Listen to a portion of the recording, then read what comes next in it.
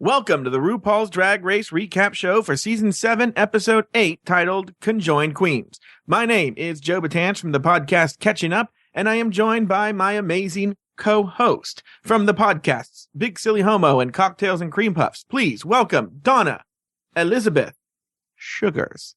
Yes. I love how you remembered my middle name. Oh, Thank who you. could forget it? I know. I know. Isn't it wonderful? Oh, goodness. Just the two of us. It seems almost fitting that I'm doing a podcast with a Joe. Yeah, because not the Joe that I'm used to, but the Joe that I know. Well, the host of your other show is also named Joe. Yeah.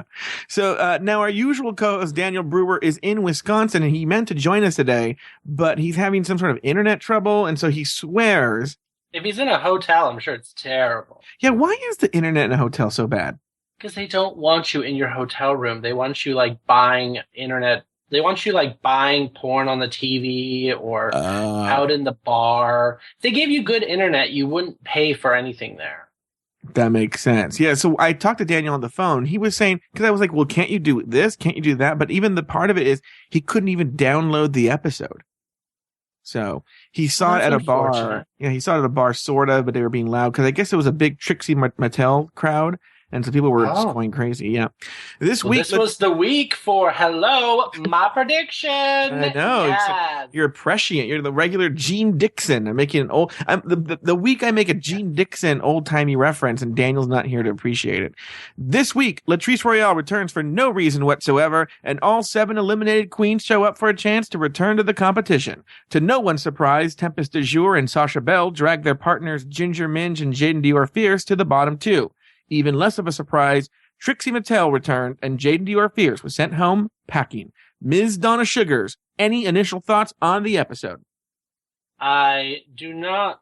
Well, I have to say that of the bottom 2, I think that there was, unfortunately, miscommunication. And for some reason, when she should have said Fane's name, she said Jaden Dior Fierce. I was really confused. I would even have, frankly, as much as I hate Ginger Minj, I think Fame was far worse. Yeah. So kind of it was a happy episode, but also kind of a stupid episode. But, I have a sort of similar feeling for different reasons. I was just telling someone today that actually the challenge was so clever and so good and so funny. It's probably one of the best challenges they've had in a couple of seasons, but flip that with the fact that it was we all knew, thanks to Donna Suggarz, that Trixie Mattel was coming back. It seemed on a normal episode that Jaden Dior Fierce or Miss Fame should be the one going home. So there were really no surprises. In fact, and I know we were going to have a guest co-host today and he was going to talk about this. But I agree is really, come on, let's be honest. It should have been Katya and Mrs. Kasha Davis as the winners. And, but they wanted to bring Trixie back. Well, Donna, as we all know, there's always time for a cocktail. Wait, little technical question. You sound really low now, Donna. I sound low? What happened? What did I do? Now, we happen to have an engineer all the way from Arkansas, Mr. Adam Burns. Adam, you want to chime in here? Why do you think Donna's so low? Hold on. Oh, okay. I'm sorry. Okay, I'm going up the wrong thing here. Okay, I'll just go back to this. Oh, wow. There you go.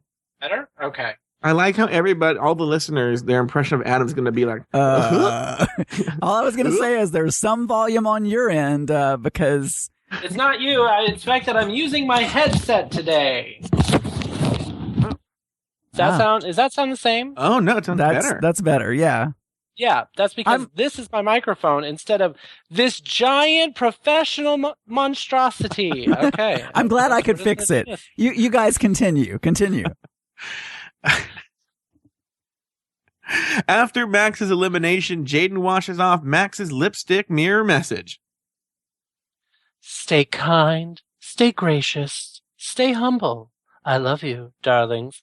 XX Max. The girls gather in the workroom and discuss who they want to see return. The next day, Ginger, angry about the prospect of a returning queen, tries to rally the girls together. Say that, we'll all band together and go on strike. Yes. We shall not do drag. Say. Okay, Ginger, I'm really hoping that's a hunger strike, bitch.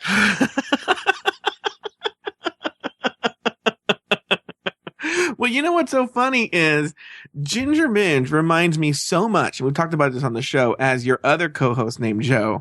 And look, that they both, something didn't go their way and they went on strike and quit. They wanted to quit the show. Here's the thing. Did they think this was going to work? It seemed like this was, if you watched Untucked, did you get a chance to watch? It was, I mean, were they really serious about it? I think it was just Ginger Minge being a fucking asshole. Did you watch Untucked, Donna?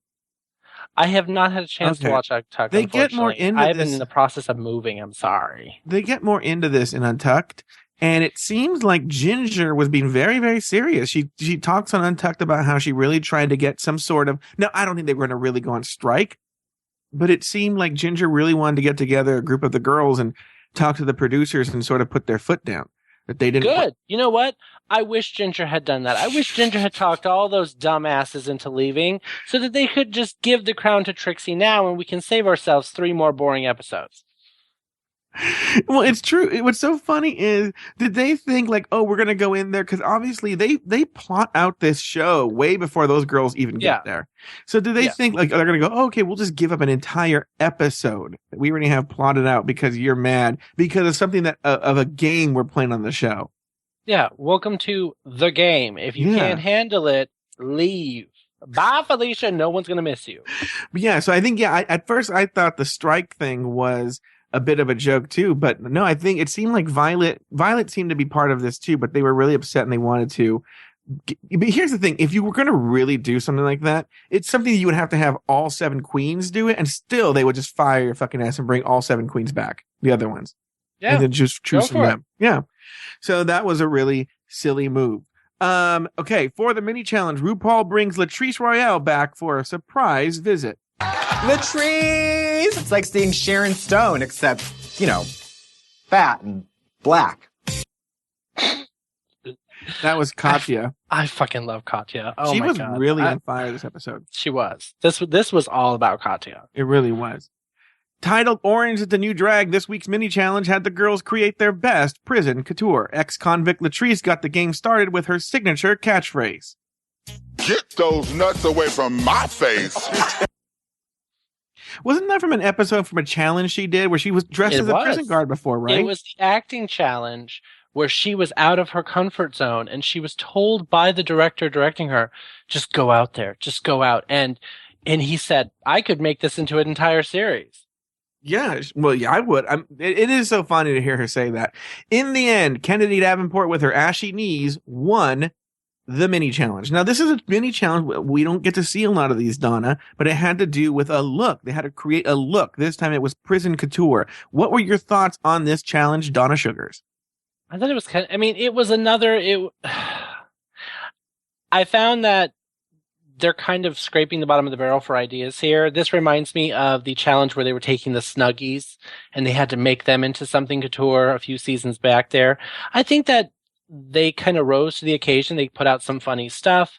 I think the person who should have won because she was all ashy, which I'm sure was her natural state. She even ashed underneath her chin and everything. Her knees were ashy as hell. And she looks like she served some time in prison. So that it just worked out. Yeah, and people, on the internet, people were really, really in love with the nickname that Miss Fame got, which was Pink Sad Eyes. I didn't see what was so fucking funny about that. I didn't find it funny, nor did I find her outfit any good. So yeah. I've grown to, I respect her as a drag queen, but I don't get what everyone sees. Well, maybe it's just me. This can come up later, but maybe we can talk about this now. So I think this is going to be a 30-minute episode. It's funny how much Daniel talks on the episode. I'm like, wow, we're buzzing right through this.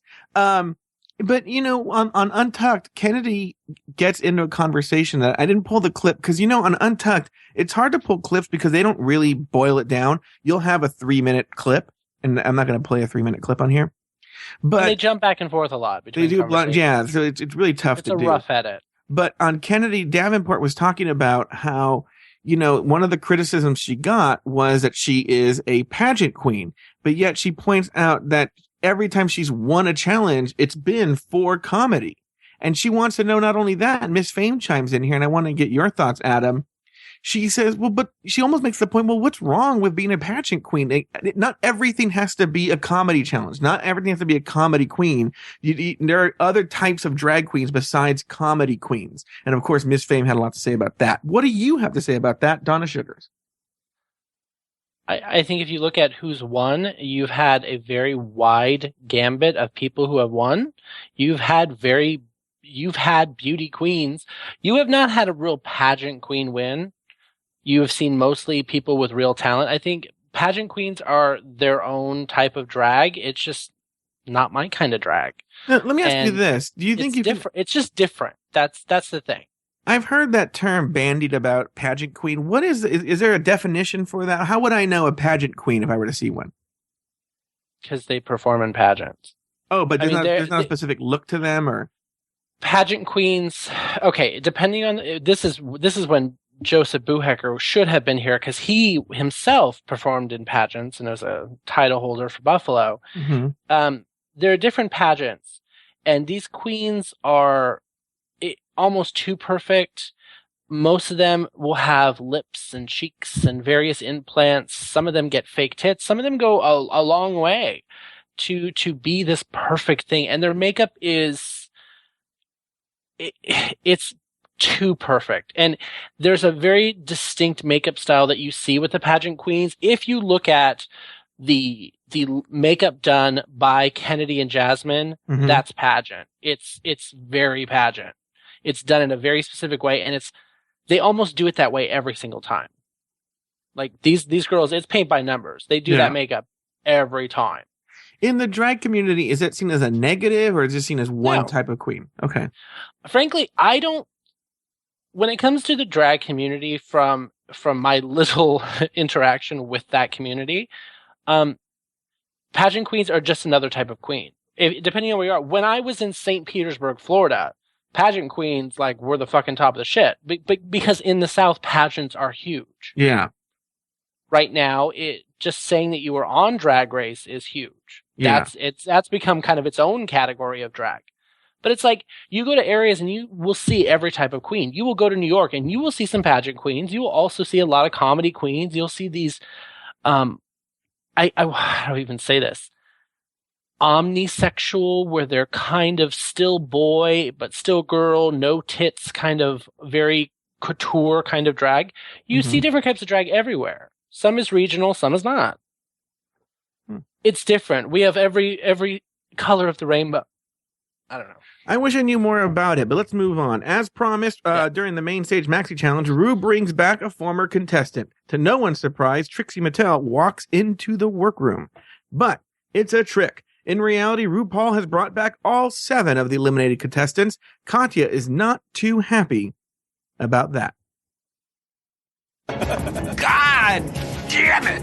Everyone is back. All 14 of us. Back from commercial, RuPaul explains the main stage maxi challenge. That's right. I invited back all of the eliminated queens. Which one gets to stay? Well, that's up to you. For this week's Maxi Challenge, each of you will be paired with an eliminated queen.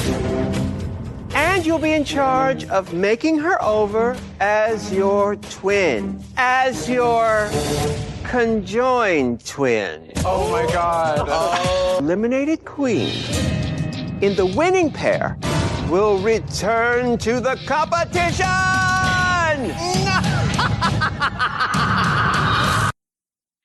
Donna, your thoughts on this challenge? I think it's a good premise to a challenge. It still forces the queens that are in the challenge to work hard because they want to win. And most of them were paired with someone that they were semi-close to. Mm-hmm. So you see that they're working hard. Like if you look at Kennedy chose hers. She wanted her friend back. She wanted Jasmine back. So you see that they are going to work hard to get these queen back. Mm-hmm. Even though in the end, they they really just want their friend back, but they also want them to be eliminated. Like, everyone wants to win, but hey, if you can go down this road with your friend for a few more episodes till you boot her off, more power to you. I was actually kind of glad, one, I'm sick of the fucking acting challenges, which if you saw the previews for next week, there's another acting challenge next week. Yeah, unfortunately, this season is really bad. There's a lot of weird choices for episodes, and this season seems to be very weird in general.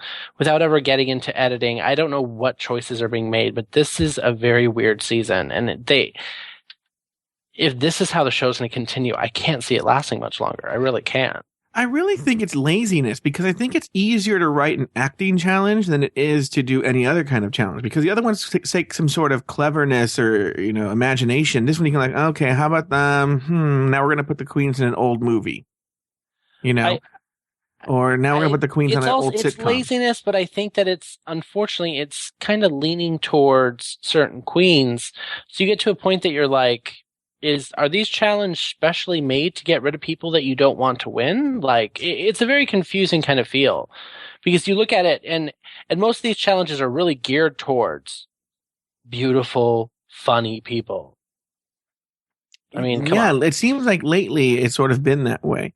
But again, speaking to this challenge, I would say this challenge was actually, again, one of the better challenges I've seen for the past couple of seasons. It was a really interesting challenge that there'd be conjoined twins, because usually they'll pair up a queen with like a straight man or like an ugly woman. But this time they had to do makeup and make another drag queen look like her, and especially one where there was so much at stake. Again, I think it was one of the best challenges they've had in a while, even if it wasn't necessarily with the best cast. I think there was kind of a weird, I think that it was such a funny idea, because we just got out of American Horror Story, where there was conjoined twins in a very fun way. And that's what I kept going back to, was this American Horror Story. And I almost kind of wish that the judge for this episode was the person who played the conjoined twin from American Horror Story. Like, it just would have kind of made it for me. But Sarah Paulson. Yes, I love her. Who was that mystery voice? Thank you, voice of God, for coming in and giving us the answers. Well, that would have been interesting. I don't watch American Horror Story, but yeah, I know there was some sort of circus theme this season, correct? And you're wishing that and there was conjoined, and she played both conjoined twins in a very fun, edited way. It was amazingly done. Let's move on. As the winner of the mini challenge, Kennedy got a special advantage. All right, Kennedy, who's going to be your twin? Jasmine. Why I gotta be black? All right, Kennedy, who do you choose for Ginger? Sasha. Hey, girl. Kennedy, who do you choose for Pearl? Trixie. Yay! Who do you choose for Miss Fame? Candy. Mwah, mwah. All right, Kennedy, for Katya. Kasha. Hello, darling. Who do you choose for Violet Chachki? Max.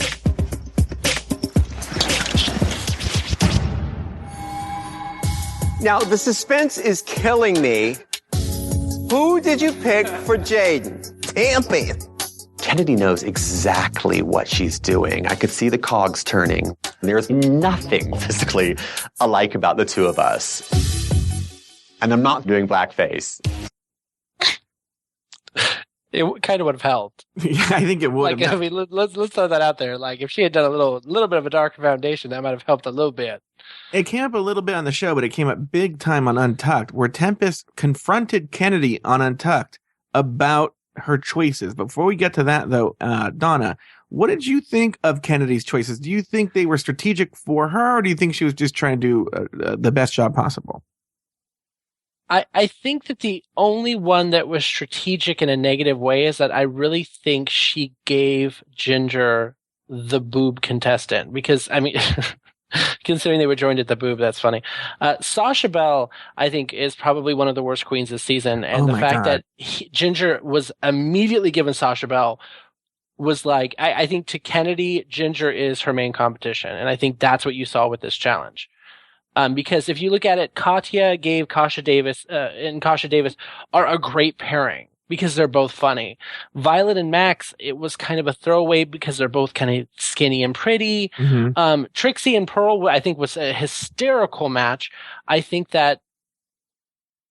I don't think there was any real thought to it. I just think it was like, okay, whatever, just throw it together.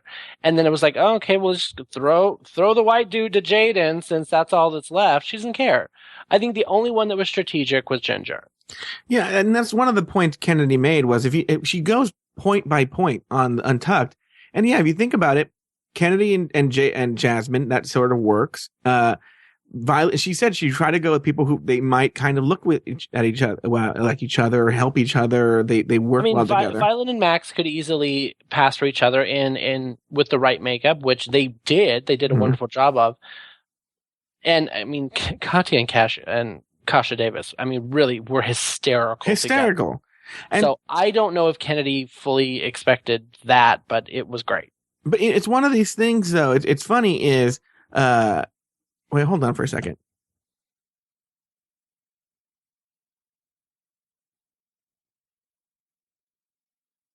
It's one of these things where,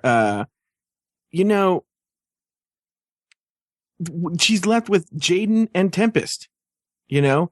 And so at some point, who is Tempest going to go with? Yeah. I mean, tall white dudes that are left. Tempest was sort of trying to read something into it, and there really wasn't that much into it. I mean, that's who she had to choose from. And she sort of basically said she felt Jaden could turn it out if it was with Tempest, and obviously. And also, she was the first queen gone, so she was the queen that everyone knew the least. Yes. So there was no connections made over episodes. She was the first gone. Yeah. And I actually kind of think she was a weaker queen based on what I saw this week. I think it was kind of good for her to go early on. In the workroom, Ginger welcomes her partner Sasha Bell and then immediately gives up.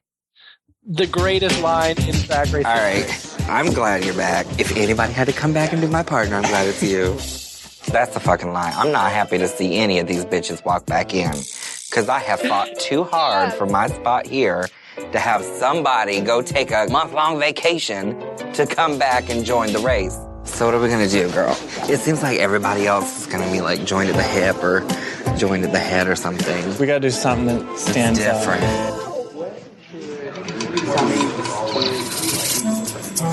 Okay, we could do this. We can make it work.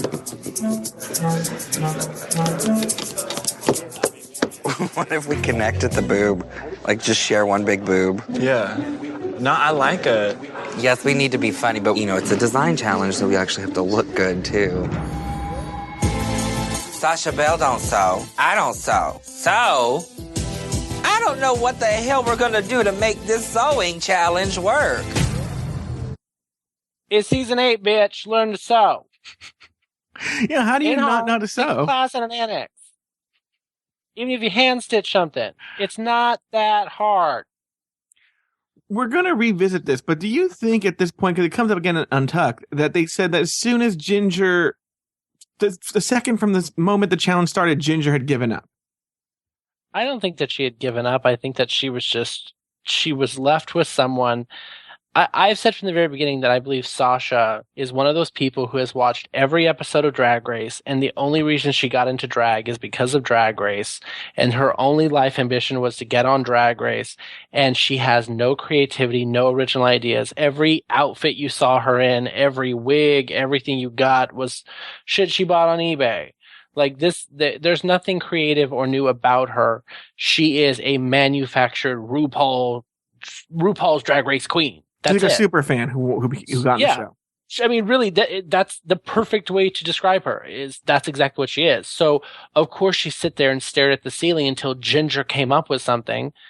Ginger, I don't think she gave up, but I think she was exhausted because she was doing all the heavy lifting. Mm-hmm. Well, with her own bulk plus the challenge. One thing I will say though, I didn't realize this. Sasha's pretty good looking as a boy. Oh, he's not a bad looking dude. No. Terrible drag queen, though. Stand everything about his drag. It's awful. It's literally awful. So, unfortunately, I know too many queens like him. Oh, do you really? Is that would you say that's queens that kind of got into it? they saw Drag Race and they got really into drag and they're like, I'm going to do drag. And then they go on eBay or they go on Sequin Queen and they buy a dress and a ratty ass Halloween store wig and they slap on some fugly ass makeup they bought at the CVS and it's like, let's do this. What, did you practice in your heels? No. Do you know how to style a wig? No. Like, your makeup looks kind of busted. Did you practice? No, I just kind of did it this morning. Like, it really is just, they felt like being drag queens and they think that's going to be easy. It's not easy. I should know. I'm not that great and I've been doing it for a long time. Let me ask you this question. Would you say that Sasha Bell's fierce is the norm in the drag world? That's what you're going to really, really find? No.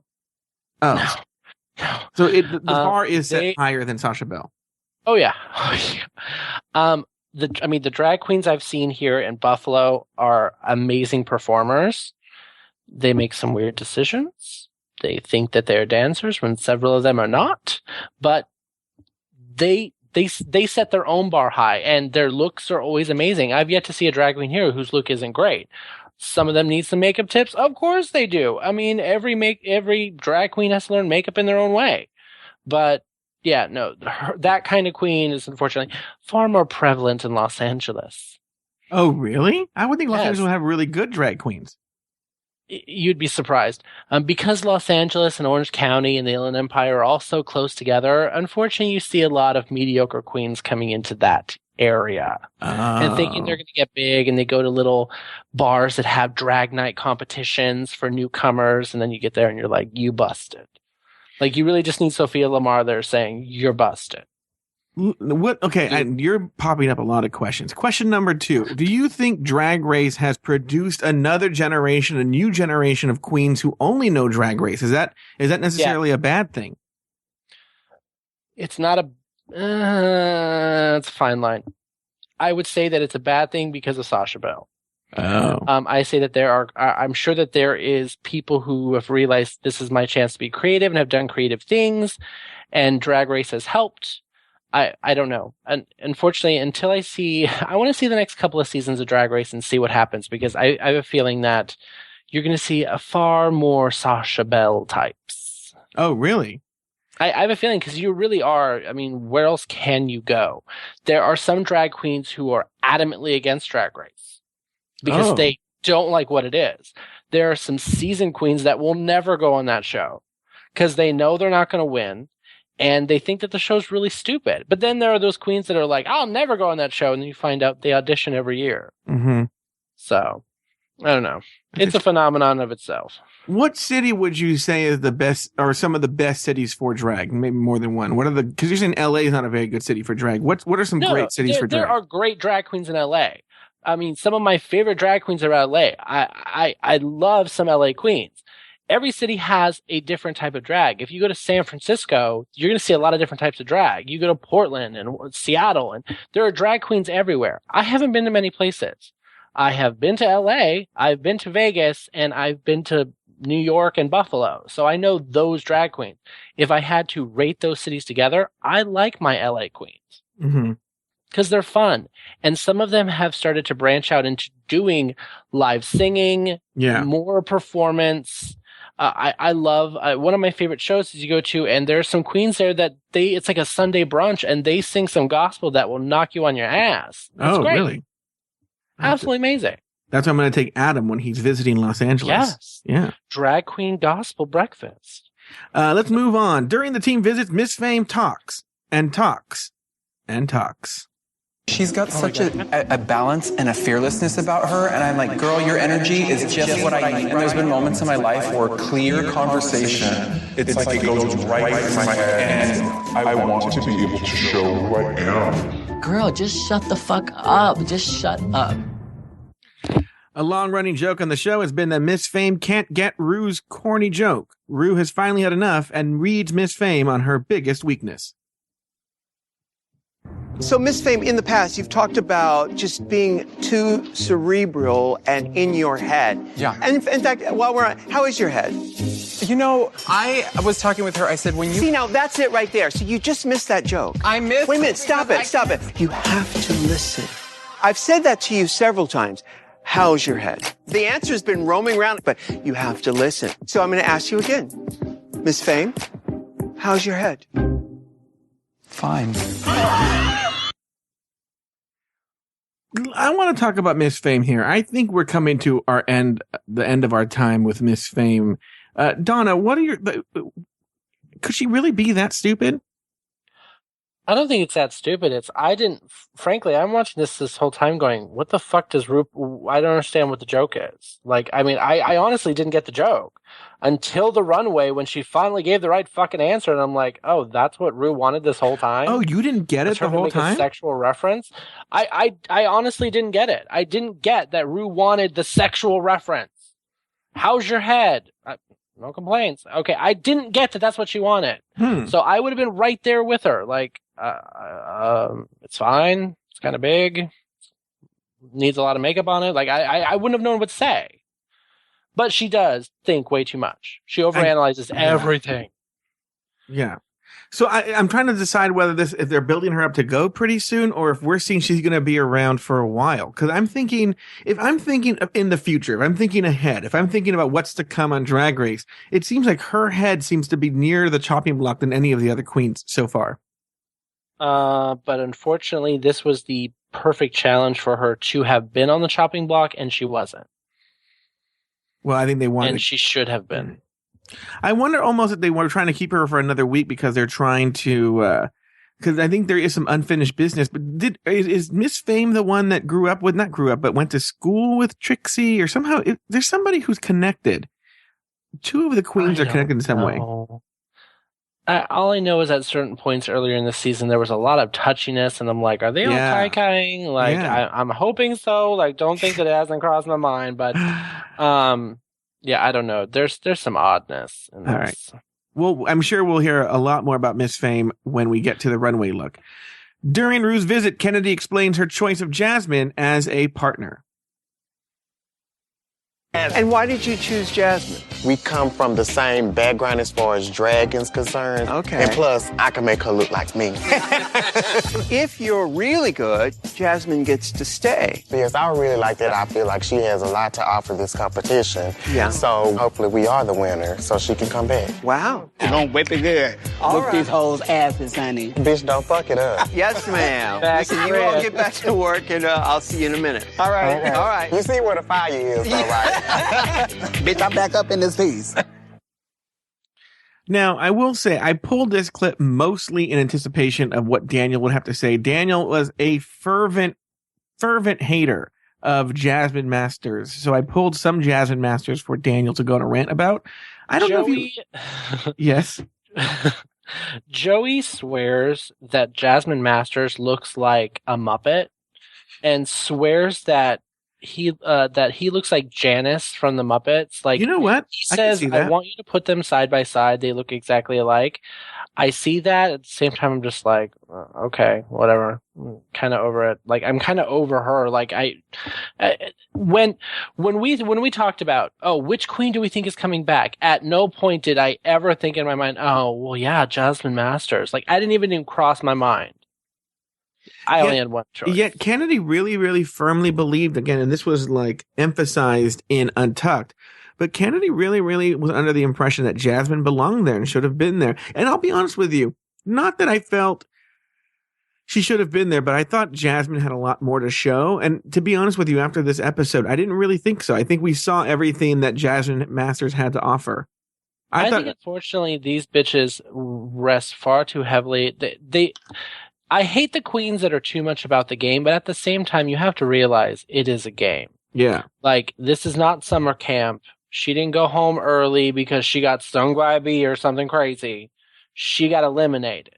Mm-hmm. Okay? She got eliminated because she didn't step up and do her job. Okay? If you look at it as a job. You have a job to do. Every week you got another new part of your job to do. And when you fail, you get fired. The end. Like, I understand this. Well, she has more to offer. Well, if she had more to offer, she should have shown it to us when she had the chance. Well, I think she went into this thing where she gave up. But you know what? If you're going to give up, then you weren't going to go very far. Yeah. I'm sorry. You send my ass to Drag Race. I ain't giving up for shit. Okay? I don't give a fuck if I gotta traipse around there naked, even though that is one of my greatest fucking fears. You're gonna see my fat white ass. I don't give a shit. I ain't giving up for nothing. Okay. I'm sorry. I'm having a moment. Daniel would have curved this. I'm sorry. In the workroom, Violet pays Kasha a compliment, and Kasha shares her 2 cents about Violet's evolution. Is this you guys making it sexy? Or what is slutty? That was a compliment, not a read. I'm doing this thing now where I tell people that when I'm complimenting them in case there's confusion. This short period of time, you've changed the most. Oh, really? You think so? I think that was sarcasm. No, in a positive way. Oh. I am most impressed with the change in Violet. I'm blown away by the difference in her. She's just so much nicer. She's not just biting and sending out insults. She's a contender, and I think that's a great thing. Again, look, here's the thing. We're starting to see the editors change Violet. We're seeing her character change in the structure of the show and the narrative of the show, where Violet was this total bitch and now she's becoming nice.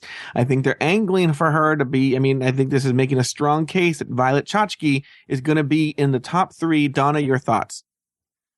Unfortunately, Violet Chachki, like every season before, is one of those middle-of-the-road people that has had a few instances to shine, and has kind of just been middle of the path. Oh, I'm safe. Yay, I'm safe. Yay, I'm safe.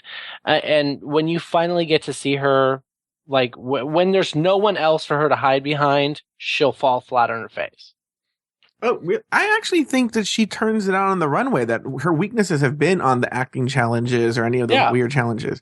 But if you look at it, she's constantly safe. Violet? Really. One of the things she complained about last week was when she was safe last week with Pearl, that was the first time she'd ever been safe. It's one thing if they hate you and you know you're in the bottom, but it's another thing when she just kind of falls in the middle and everyone kind of sees this and they hate her. She doesn't get the same negativity that other queens have gotten. There are queens that get constant negativity and they know they're in the bottom because they're fucking hated. And then there's her that's just kind of like, oh, whatever. It's just not good enough. I don't know. Maybe I'm just saying it a different way, but I just look at her as one of those middle of the road people that if she does, she's either going to step up and win or she's going to fall flat on her face and get kicked off at 4. Oh, really? I think I'm calling top 3. I'm saying Violet Chachki, top 3. Here we go. Meanwhile, Sasha Bell fails to pull her own weight, and Ginger Minge pulls Katya aside to share her frustration. Come with me. I need to take a moment to process my feelings before I go all Yosemite Sam and explode. I love Sasha, but she's not pulling her weight. I'm not like a sewer. I'm not good enough to do it for 2 people. Yeah. If I went home, I wouldn't expect to be brought back and given another chance. They went home for a reason. Yeah. I'm just freaked out. If I go home, I want it to be because of something I did or didn't do. Right. We really got to do something to pull this together. Okay, this is not a team challenge. You are the contestant. If she got a problem, she needs to let Sasha know. Bitch, stop talking to everybody. Get over here and help me. That's all she had to do. Yeah, and you would think Ginger, based on the character that she sort of portrayed, would be the kind of person that would say, like, bitch, you got to come over here and help me. You don't want to talk about the editing. It seemed like she was very frustrated. But also, she seems like the kind of person that would try and build an excuse, like, this is why I went home. Yeah, no, it's actually probably exactly what she was doing. But if you look at it, she's just like, I don't want to go home for something that I didn't do. Well, no, this is you doing it. You came up with the concept. You have to make it work. This is falling on you. This is your challenge. The fact that you're partnered with an old drag queen that was kicked off instead of like an 80-year-old man or a lesbian or a butch woman who's an athlete or a heterosexual guy that wants to get married. Like, you're still in charge. You're still the one that's in the contest. You need to step up. Mm-hmm. And I hate that excuse. I don't want to go home for something that wasn't me. It's you. Every single time. It's what you present and what you bring forth. I'm going to tell you something. This Ginger Minge, though, a friend of mine sent me a video of her performing in a lip sync she did. It was actually really good. I actually do, as much as I don't like her character, she kind of grates on my nerves, her personality. She does, I don't know, what kind of drag would you call Ginger Minge? Because is she not really a comedy queen, is she? Is there a musical theater queen? She seems very musical theater to me. Does she sing? I don't understand. I don't know. She doesn't, but I mean the performance style. Like for instance, in the lip sync that I saw, that the video the friend posted, it's like a whole musical number with dancers and a story. She's lip syncing, but it's like almost like a music video on stage. I mean, she's a performer like any other drag queen, but I mean, the fact that she has background dancers and all that, that's nothing like new. Mm-hmm. There are lots of drag queens that will get go-go boys or dancers to come on stage with them and help them with a number. Like I'm sure she's a wonderful queen. I've seen no videos of her because I really just don't care. Yeah. I find that I think that she is one of those queens that is I think that her looks are great. Her performances are probably wonderful. I have a feeling she got a lot of help before she came on the show. Now, let me ask you this question, though. What do you think, outside of the universe of this actual podcast? She has a huge groundswell of support. There are a lot of people out there who are Team Ginger and really like her very much. I just don't get it. There's something incredibly fake about her. Uh-huh. So maybe it's just I see her and I compare her with other people. I don't know what it is. I just look at her and see fake. And I've seen that from day one. Daniel was right there with me. Yeah. I mean, and we both acknowledge when she did a great job, but there's too many times that like everything is calculated, but I don't know, it's calculated in the wrong way. Mm-hmm. It's hard to explain my hatred of Ginger. I don't know what to tell you. I'm sorry. I wish I had a better explanation for it. I'm sure Daniel could probably explain it in a better way because he's right there with me. Well, exactly. You know what's so funny is when I was pulling a lot of these clips, I was like, oh, Daniel's going to have a lot to say about this. I was like, I'm going to pull this clip. Well, I feel like Daniel died. I feel sad. Like, it's elimination day, so it's time for the girls to get pensive. Kennedy reflects. Before I get to it, I'm sorry. Kennedy's going to reflect on Jasmine in a second, but now we have like a triple threat here of like the serious. This is halfway through the episode. Once again, I looked at the timestamp, 22 minutes in. Here you go. Kennedy reflects on Jasmine. Awesome to be back with my bitch Jasmine, but she's felt a lot of sadness ever since she left. I told her to hold her head up. You still have your dignity. You still are Jasmine Masters. And Jasmine tells me that no one has ever told her to keep her head up. Bitch, I tell you this much, if I get back up in here, I'm slaying, bitch. Ain't nothing holding, I ain't holding shit back. She had a bad run, but everybody deserves what did she say? Can I get someone to translate that for me? I believe she has a lot to offer this competition. I hate to tell you this, but I think that I have a feeling that Kennedy just revealed something that she shouldn't have revealed. I get the impression from the conversation she had that they do see the queens. They are still in the same hotel. They're still around each other. Mm-hmm. Because she got really down after she was thrown off the show. How would you know? Yeah. How would you know? And where in this scenario did you give her this pep talk? Because had you given her this pep talk during filming, it'd be on film. They'd be going back to that. They would have used that clip somewhere. So I think she just kind of spilled some tea, and they just kind of edited through it. Yeah, again, I think they were trying to I hate this emotional shit in the middle of the show. I mean, essentially, like, if it happens once in a while, it's genuine, but it seems so, especially this week, more than any other week, it seemed so producer manufactured. Like, we need this created. And I know exactly where the next clip is going. Yeah. So I don't know if you want to do that, and then I can. Yeah, Violet gets some wisdom from Tempest as closeted Jaden applies Tempest makeup. Has anyone ever painted you before? No, especially someone who's so identical to me. I'm just thinking about what my sweet, devout Mormon mother is going to be thinking about all this when she watches it. Of course, she's never seen the show, but... Oh, yeah? I mean, I did the whole, like, reparative therapy thing, like trying to turn straight. Mm-hmm. Oh, like, dear. Oh, yeah. Like, I did the whole conversion, like, to be a straight man therapy. It was horrible. It's all about, like, you've got to pray harder, you've got to fast harder, you've got to date girls. Like, it's suddenly going to turn you straight. Damn. It nearly destroyed me.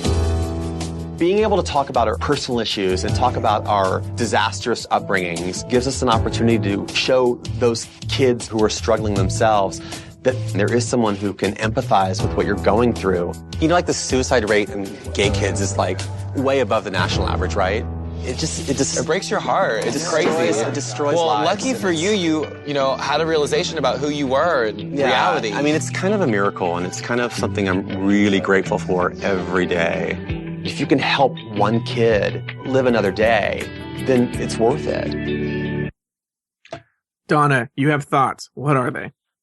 This is manufactured drama to the worst degree of manufactured drama. I think that this is one of those things that when they do your interview when you come into the show, that they knew about this reparative therapy thing. And because she was the first voted off, they're like, well, shit, we didn't get our deep moment where we talked about reparative therapy and gay teen suicide.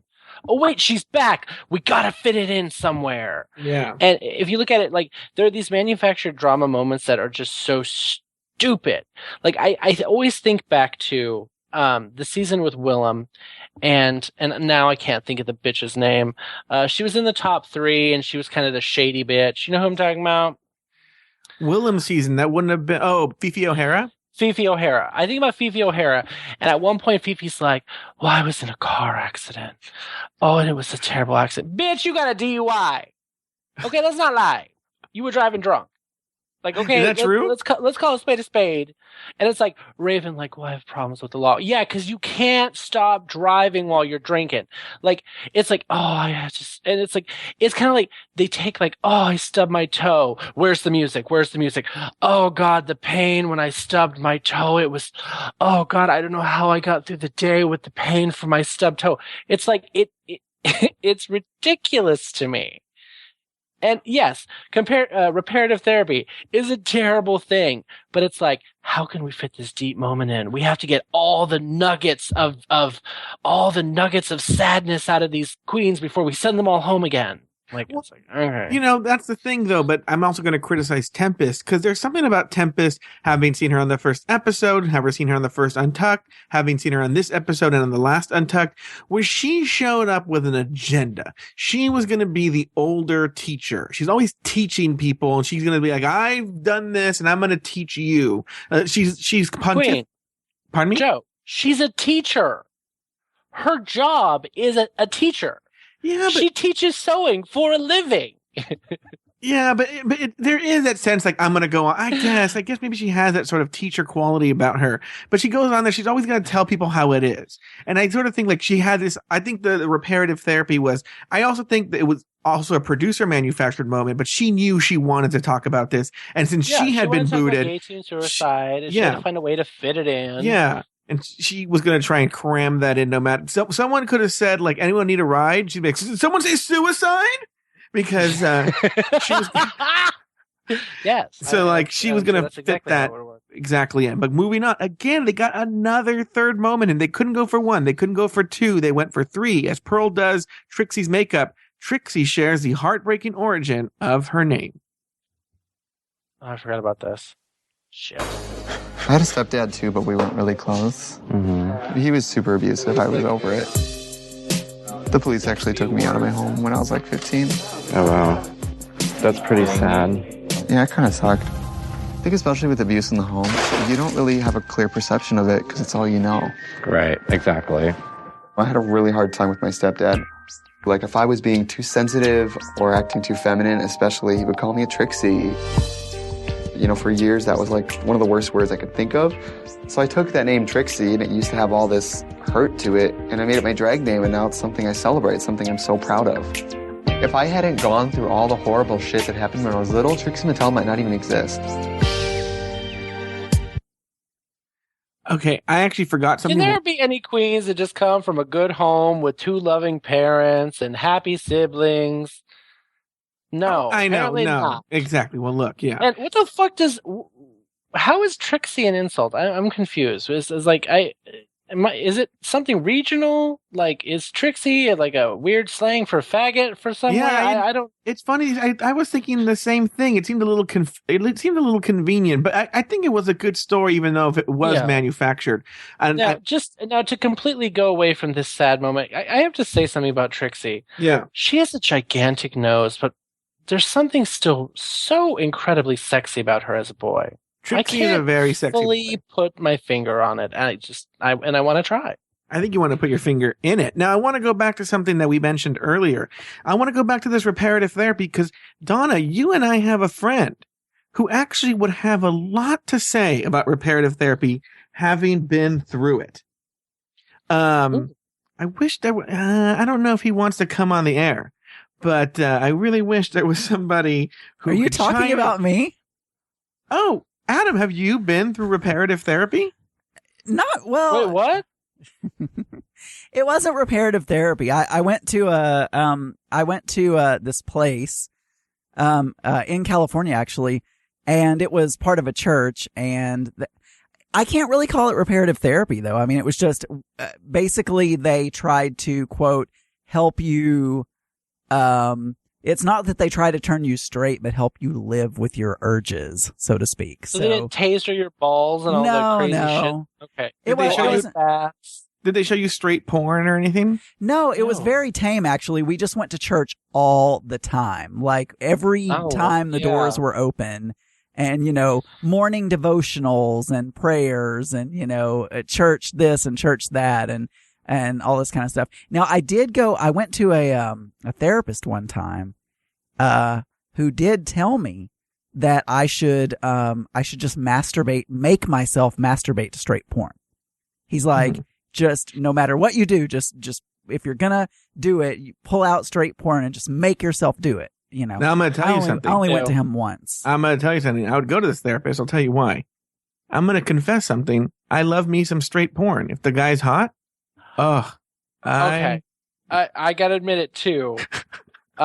Because I am a sucker for a storyline. So if there's a good storyline, especially the parodies are my favorite things ever. Like definitely not whatever, like definitely not the Brady's or definitely not the Munsters. Oh God. The Scooby-Doo one. Oh, I've never seen the Scooby-Doo one. There's a Doctor Who one. There's a Star Wars one. Oh God. There's one that because I'm kind of obsessed with that. What's his name? Something Dean. James Dean.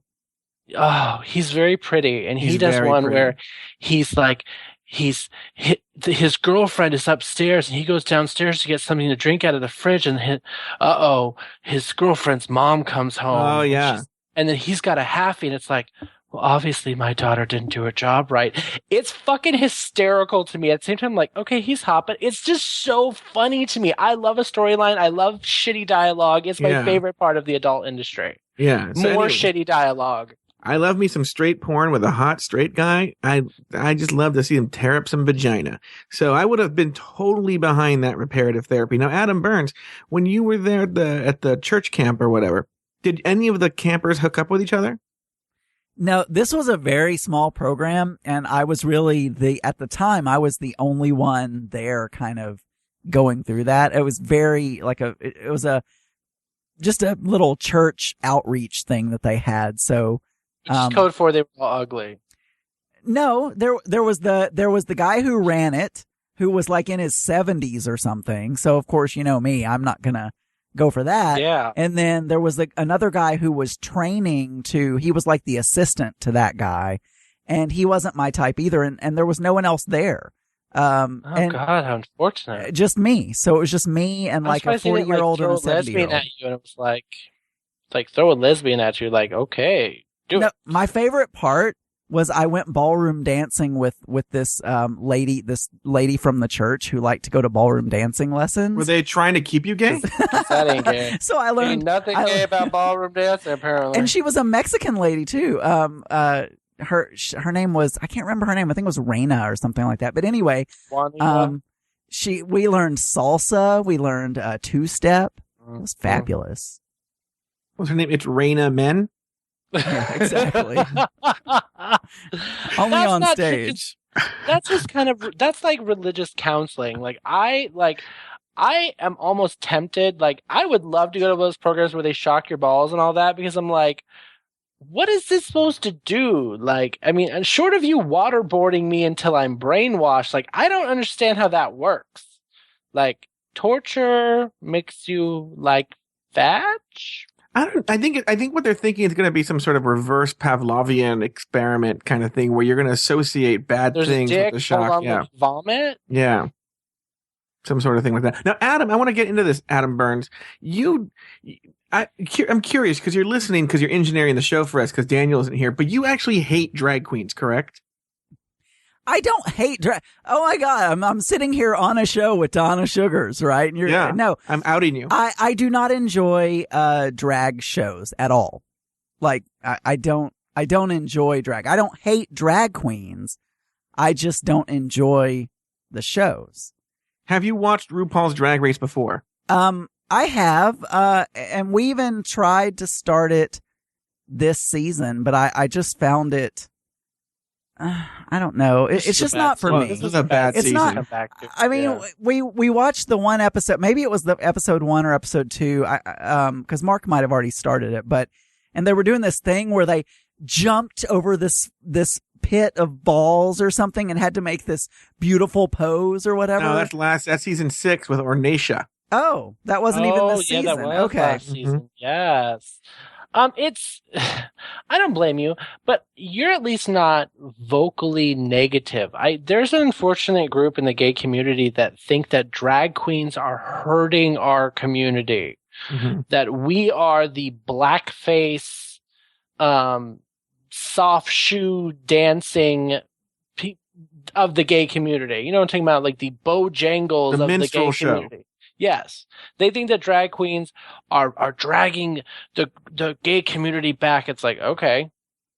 No, so, I don't think rednecks that. Driving the heterosexual community back? No. I don't still think like to watch them on TV and laugh at them.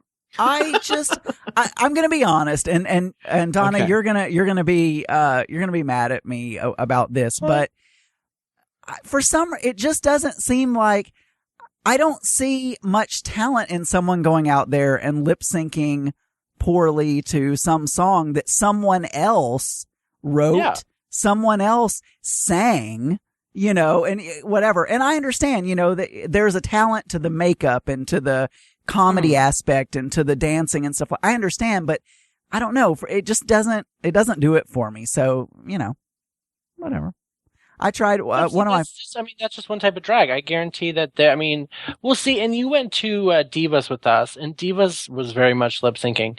I guarantee that there are drag shows where you will see people sing live, or you will see real talent and people doing things that are not just lip syncing, and you'd be like, okay, these girls are entertaining.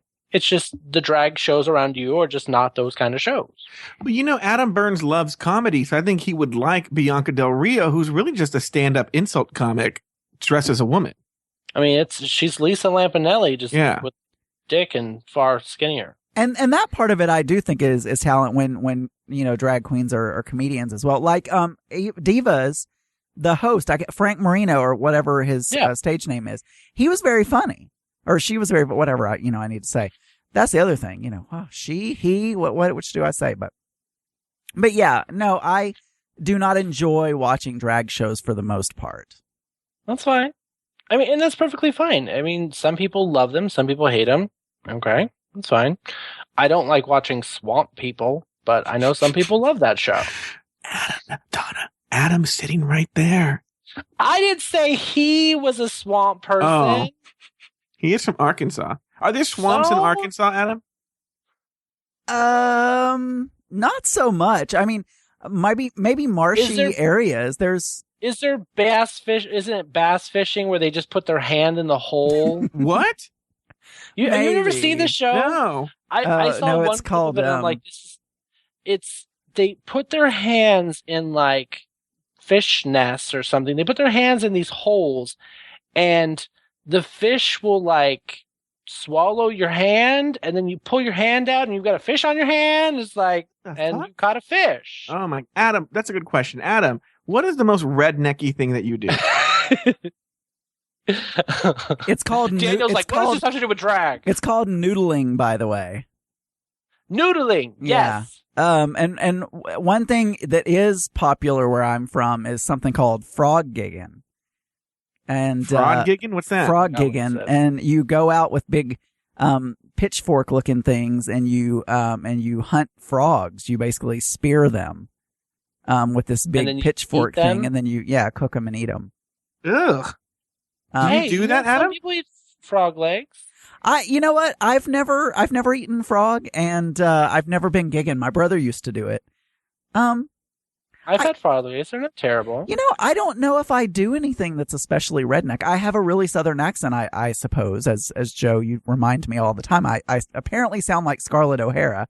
See, now, I would say that you work at Walmart, but you work on the corporate. Like, you're like very corporate. Yeah, I work in in a big, huge kind of office complex where they sell like the Nintendos and the video games, right? Right, exactly. I have to give him the fact that like he's insanely smart, and it goes to stereotypes where it's like everyone hears that accent and automatically assumes something, but it's like, no, Adam knows more than anybody else when it comes to electronics and programming. Like him and Daniel, I hear them talk sometimes. I'm like, I have no fucking clue what the two of them are talking about. What's happening? Well, thank you. I'm not sure what I do that's redneck. When I was little, you think about it. When I was little, we used to go trot lining. I really enjoy it. I don't do it anymore, but so basically, to catch fish, you string a line across the river. You find narrower sections of the river, and you basically tie a line to one tree and then tie it to the other tree. And this line has hooks every 2 or 3 feet. And then what you do is you bait each one of those hooks. You may have, 20, 30 hooks on this line stretching all the way across the river. And then you'll go back to the camp and, roast marshmallows around the fire, drink beer, whatever, talk to everybody, just have a good time. And then after a few hours, you go check your lines. And so you'll go back, and everywhere you've put a line, you'll check it and see if you caught any fish. That was one of my favorite things to do. You're not actually, using a pole and casting a line and doing all that boring stuff. You're just like, you go back, hang out at the campfire, whatever. And then every few hours you go back, and plus you stay up all night doing this because the best time to do it is like in the middle of the night. So when I was younger, I used to love it. They would let you stay up with them and, hang out by the fire. And I don't do that anymore, and I like to go canoeing. Oh my God, we're still talking about this? And I like to go canoeing. Is that a redneck thing? I don't. On the main stage, RuPaul walks down the runway in this week's Glamazon Couture. After some small talk with Ross and Michelle, Ru introduced this week's judges, Nelson Ellis and Leanne Rimes. Donna, any thoughts on those judges? Nelson Ellis, I think everyone, I don't know anything about his personal life, but everyone knows him from playing the gay character in True Blood. Mm-hmm. He's not that character in real life. Just so y'all know, he doesn't wear fabulous makeup and is kind of sassy. Mm-hmm. I think he's a straight black dude. Like, yeah, he's probably like, what the fuck am I, what is going on here? Yeah. What I will say is that RuPaul's, wig was a little weird. Oh. And her makeup was a little weirder. So something was not working in her facial region. Don't know what it was. Did you see the preview for next week? I did not. I'm kind of excited. There seems to be some sort of like 70s disco star booty look going. Oh, I love Star Booty. It's such a good movie. Yeah, so I'm excited about that. Now it's time for our favorite part of the show, Donna's runway look breakdown. Okay, Miss Fame is giving you the same shit that we've seen far too many times before. It's time for you to go, bitch. Stop drawing some lines on your face and pack. Okay. Jaden Dior Fierce is giving you some home-sewn disco realness. Looks like he's getting fucked in the ass by a tall, sexy white dude. Yeah, Kennedy and Jasmine. This is some fugly Siamese twins, like giving some 5 head. I don't understand. It's really ugly. This is really some Beauty and the Beast, because these are ugly twin. Like, Pearl, why did you have to be the pretty twin? Violet and Max. It's so good to see Max in any color of wig other than gray and black. She looks so good in blonde. You almost can't tell the two of them apart, which I can't tell is a compliment to Max or an insult to Violet. Ginger Min and Sasha Bell. Connected at the tits.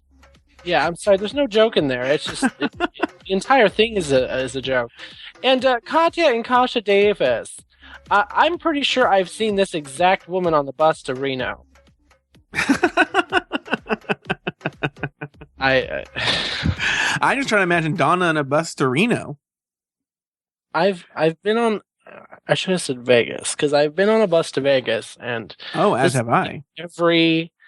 This looks like every one of those. Like if they were a little more leathery skinned, this is like every old bitter, like drinking Newport in their mouth, like selling their gold for more to get more money to play on the slots. Yeah. Oh God, it's hysterical to me. During the judges' critiques, RuPaul asks Miss Fame once again about her head, but this time Miss Fame finally gets the joke. Miss Fame, how's your head? I've never had any complaints. I got it! I am so proud of you. It took me weeks. 8 episodes. Adam Burns, did you get that joke? Yeah, I got it. For a second when you guys first started talking about it, I was like, Donna, I was like, what is the joke there? But then I was like, oh, sexual. But I was trying to think of something like I would try to make a joke about it being taped between my legs or something. But yeah. I don't know how to make that joke, but that's what was coming to my mind. Or it being big, fat, and bulbous or something. I don't know. But yes, I get the joke. It's taped somewhere by my butthole. Yeah. Yeah. You could have done that. I think the joke was that it took her weeks and weeks and weeks for her to get the joke. I can't believe none of the other queens tipped her off to it. Someone had to have. Well, no, they did. They definitely someone had did. to have. After either that or the producer's like, hey, shithead, it's about giving head, bitch. Yeah, I think it's about that thing you did to get on the show. Next, the judges read Jaden Dior Fierce and Tempest du Jour. All right, next up, Jaden Dior Fierce and Tempest du Jour. Your legs stretch up to the heavens. Are you talking to me? Yeah. I thought the concept was really cute. It's a bit basic. It's just, it's a tough stage for y'all to be on tonight. During the judges' deliberations, we learn even more. Jaden Dior Fierce and Tempest du Jour. Standing next to the other queens on this stage here, it didn't stack up. I wanted something more, and I think they could have brought it. All right, Donna, read us on Jaden Dior Fierce, Tempest du Jour. Do you think Tempest brought down Jaden? Do you think it was all Jaden? What are your thoughts on the reason they failed here in the competition? I think that, unfortunately, I think Tempest actually did hurt Jaden because Tempest is a sewer. And I guarantee he made that outfit. Yeah. But it was that outfit that was just kind of cheap. And it looked really cheap. It did. Yeah. So it really brought them down. They could have connected in a different way. The one thing that nobody connected by the head. Yeah. Or connected by the wig. Like just have like one big long wig connecting to each other. Like, oh, that would have been funny. Things. But yeah, I think that the two of them aren't funny, so they had a difficult time being funny and creative. Yeah. Like I think they're both creative in their own ways, but not in this sense. Yeah, I just think, and Jaden, as we saw with her, Raven Simone from last week, is not particularly funny and doesn't have a really good actual sense of what humor is. And again, match it with teacher Tempest du Jour. And it's not going to make for a very comical duo. Let's move on to Ginger Minge and Sasha Bell joined at the nipples are next to be read by the judges. Next up, Ginger Minge and Sasha Bell, a.k.a. A Tale of Two Titties. I love the idea. I'm not crazy about the execution. There's something white on the bottom of your boobs, Ginger. What is it? It might be hot glue. I hot glued this to me. The boobs, I wish they looked more like breasts. And the criticism continued during the judge's deliberation. Ginger Minge and Sasha Bell. I couldn't get past the costume, the construction. One of the reasons I don't think I minded how shoddy it was is because it was giving me almost like a John Waters kind of thing, and that was always low budget. Yeah, but the attitude, I don't feel like actually sold that. It just felt, no pun intended, flat. What were your thoughts on Ginger Minge and Sasha Bell? Did Sasha Bell hurt Ginger Minge? Yes, but I think Ginger Minge also hurt herself by not getting her partner to help her. Like, I mean, really, if we spent all this time complaining and you see that she hot glued it, bitch, you knew which side you were going to be. You knew where you were going to be standing during the deliberation.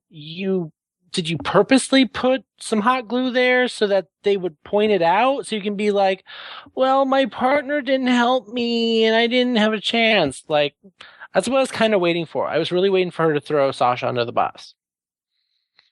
I'm surprised. Do you think that she did maybe and they didn't put it in the show? Or I'm surprised it didn't happen. Could very well be. It could very well be. I wouldn't be surprised with the way she operates. Huh. Interesting. Well, here's the thing with Ginger, though. I feel like you're right. Ginger's one of these people who she's going to be passive aggressive and throw a temper tantrum. She's probably mad from the outset. So she's going to well, fine. I'm going to not do well on this. It's one of these people who, drinks poison and expects the other person to die. So she's going to hurt herself because she's not happy and she's going to teach you a lesson. And so she probably was actually very passive aggressive about this. And if they're going to be like this, I'm not going to ask Sasha Bell to help me. It's going to be very.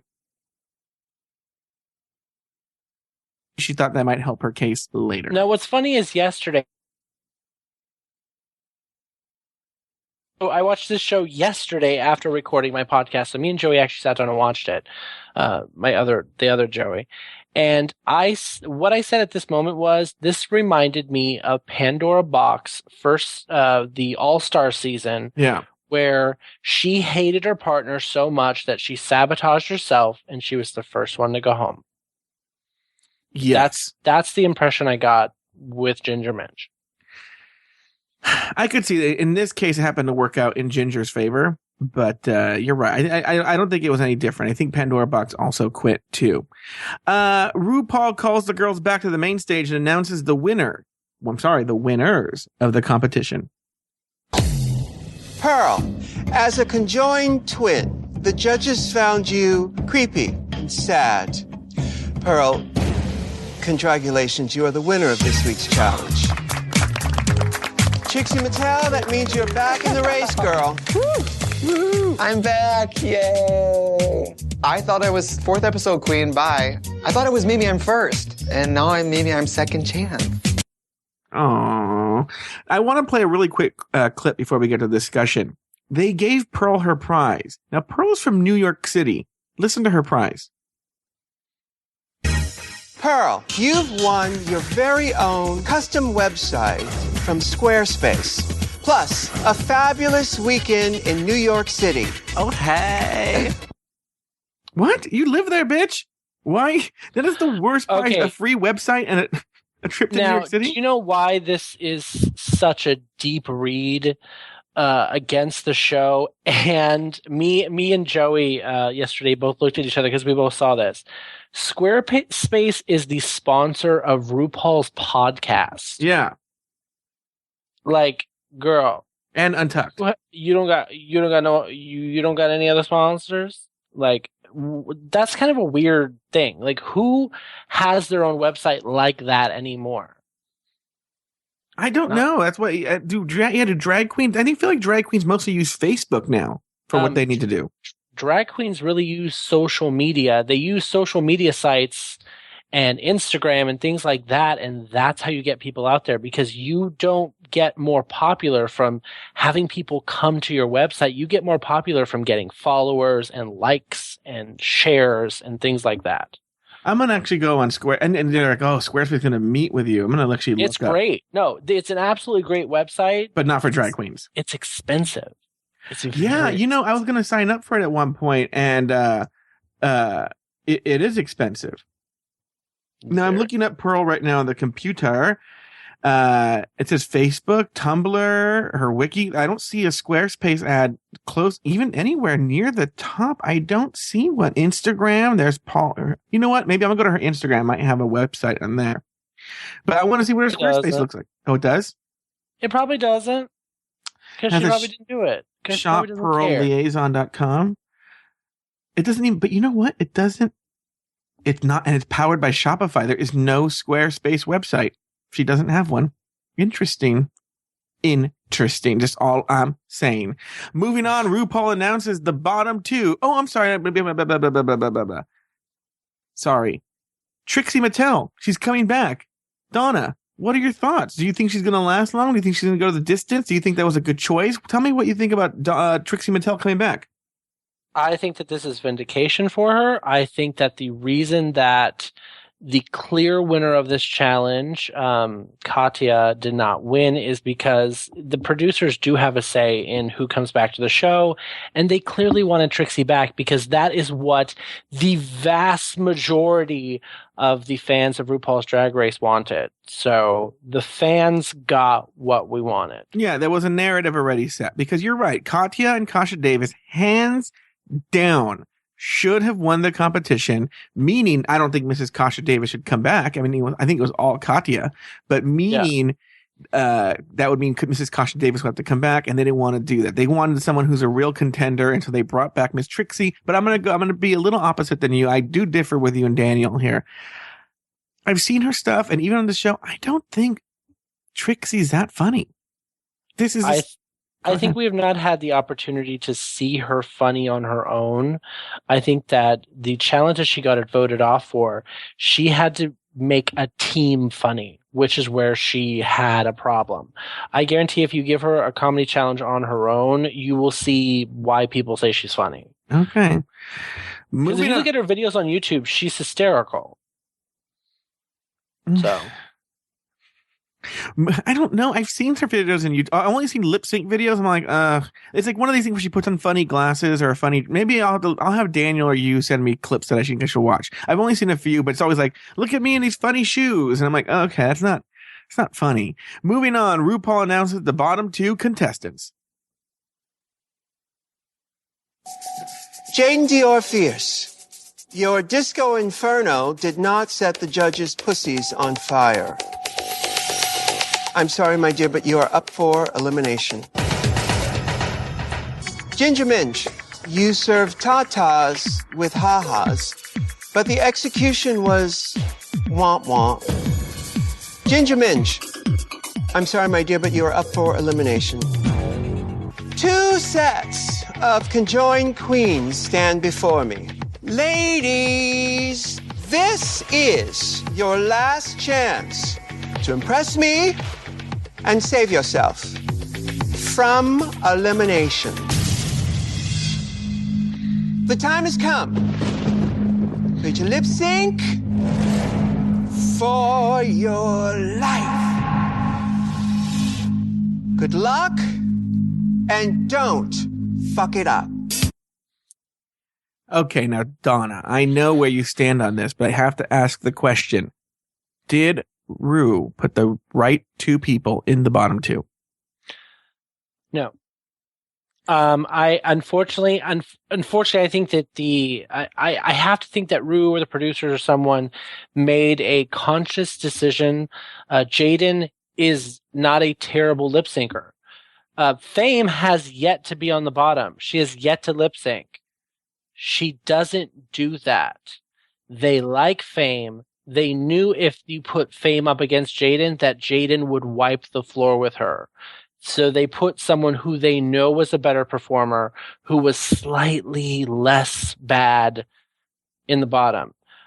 But the tomfoolery, the fuckery that happened during that lip sync with Ginger Minge, cutting her tits off, ripping her wig off, walking around topless. should have sent her ass packing. Oh, you did not like it. It was funny, but at the same time, it was embarrassing. Yeah, I agree with you, actually. Believe it or not, I agree with you. It was one of these things that I thought it was outrageous and weird, but I was like, this is uncomfortable. They read people for taking off their shoes, for constantly ripping off their wigs. Well, bitch ripped off her tits and did everything. By the end of it, she really was a topless Danny DeVito just standing there trying to lip sync. It just didn't work. Well, it was one of those things. She was trying to separate herself from Sasha. And so she was like, I don't want to be with this bitch, but I don't know. I thought it read really strange and really weird and not like really. It was extremely strange. It was really, really strange. Kept Rue laughing, so that's what happened. Ginger and Jaden go head to head in one of the weirdest lip syncs ever on the show. After the dust settles, RuPaul announces her decision. Ginger Minge. Shantae, you stay. You may join the other girls. Jane Dior, your first, middle, and last name should be fierce. Your passion brought you here. Share it with the world. Now, sashay away. Thank you so much. I'm just so happy that I got to have this experience. Thank you. Thank you. I love you, baby. Work that puss. I'm a little bit devastated, but I feel like I stayed as strong as I could, and I learned a lot about myself. I learned that I just want to be loved and accepted for who I am, truly. Okay. First of all, let me ask you, Donna, I know your thoughts on this, but in a few words, did the right person go home? Mm-hmm. That was the fewest words possible. I'm just gonna say yes because Jaden has been on the bottom so many times. Yeah, they wanted her to go home, so she went home. They were laughing. They laughed at Ginger, and it kept them entertained, which it is about entertaining. Even though I don't approve of the kind of shit she pulled on that stage. Whatever. Adam Burns, did the right person go home?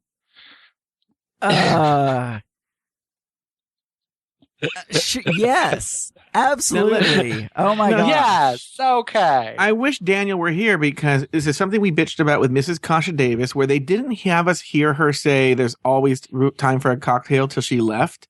And then Kasha said it a billion times during her Untucked exit interview. Same thing here.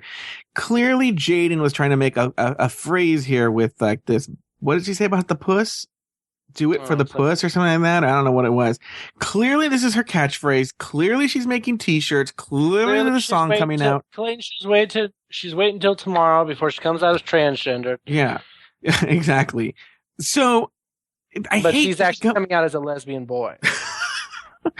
Well, you know, I actually went to a meeting once with nothing but transgendered women, and they were all lesbians. And it seems I didn't know that was a thing. I guess Bruce Jenner will be lesbian as well, won't she? Hey. I am not discussing Bruce Jenner until Friday after the interview. Oh, there's an interview on Friday. Everyone keeps asking me about it until Diane Sawyer asks him the question and he answers it. I am not commenting. Right, we will hold on.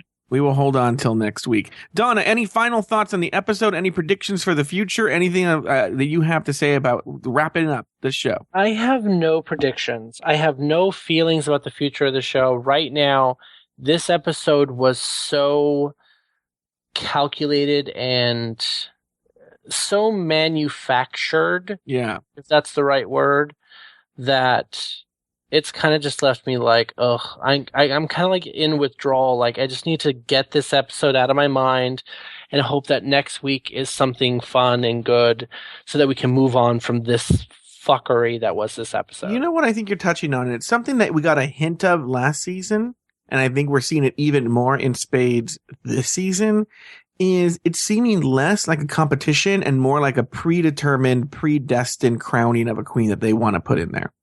It doesn't seem necessarily like that everything is even and equal for everybody coming into this competition. That they clearly have favorites even going in, and they pretty much are going to, brush along the people they want to. Like any reality show, I will say, just to wrap this up quickly, like every reality show we have ever seen in the history of reality shows, some of it is manufactured to create drama. Some people are kept who should not have been kept as long as they have because they create drama that makes people want to watch. So you have to have some shitty people last way too long to keep people watching. Yeah. So a true competition does not exist. Now, according to that is a great final word, but according to our esteemed missing co-host Daniel, he had about 4 emails to read, but he did not put them in here, so we cannot read them today. I know one of them Get to them next week. We'll get to them next week. One of them sounded really cool, Donna. One of them was from, and I hope if you're listening, we'll get to your email next week, from a person who for some reason I think is a girl, and I have no idea why, but she listens to the show, and she's from the South, I believe, and she listens with her mother because her mother's the only person she knows who watches this show. And so she watches RuPaul's Drag Race. And so listening to the podcast gives her a sense of talking about it with friends because she has none from where she lives. I'm making this up as a woman, but I'm excited to read this email. But let's go ahead. See, what's fascinating is that my parents, I mean, before everything that happened with my dad, my parents loved the show. They loved Drag Race. My brother watched Drag Race. Be like, oh my gosh, what happened? And it was like, oh my God, what did Manila do? Like, I mean, they were really into the show. Yeah, my friends Chris and Mercedes were really into the show. They were big Jinx Monsoon fans. Oh, well. Yeah, but let's go here. Well, thank you for joining us for another recap of RuPaul's Drag Race. Visit our website, pride48.com/RDRR, where you can find all of our contact information, leave us a comment, and find all of our old episodes. So until next week, for Donna Suggarz, the missing Daniel Brewer, and myself, sashay away. Until next week.